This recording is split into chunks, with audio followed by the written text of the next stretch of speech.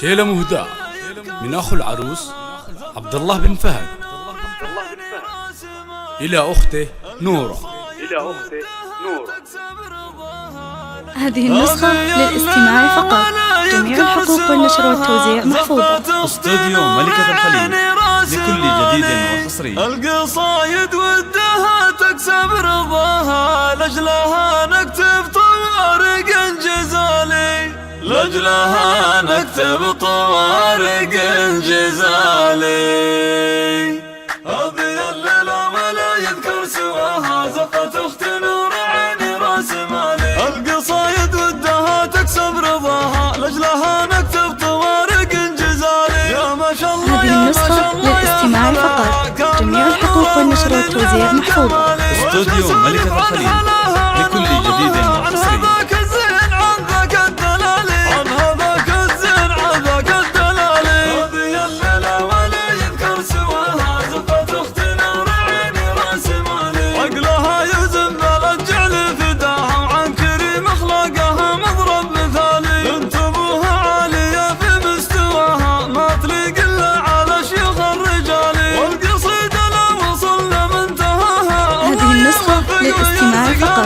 جميع الحقوق والنشر والتوزيع محفوظة. استوديو ملكة الخليل لكل جديد وحصري.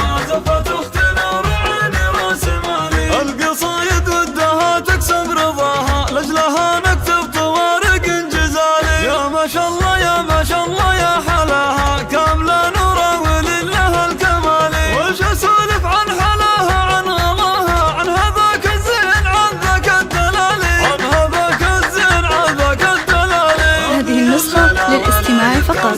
جميع الحقوق والنشر والتوزيع محفوظة. استوديو ملكة الخليل لكل جديد وحصري. عن كريم اخلاقها مضرب مثالي، بنت ابوها عالية في مستواها، ما تليق الا على شيوخ الرجالي. والقصيدة لا وصل لمنتهاها، الله يوفق ويرزقها العيالي، الله يوفق ويرزقها العيالي. هذه الليلة ولا يذكر سواها، زفت اخت نور عيني راس مالي. هذه النسخة للاستماع فقط.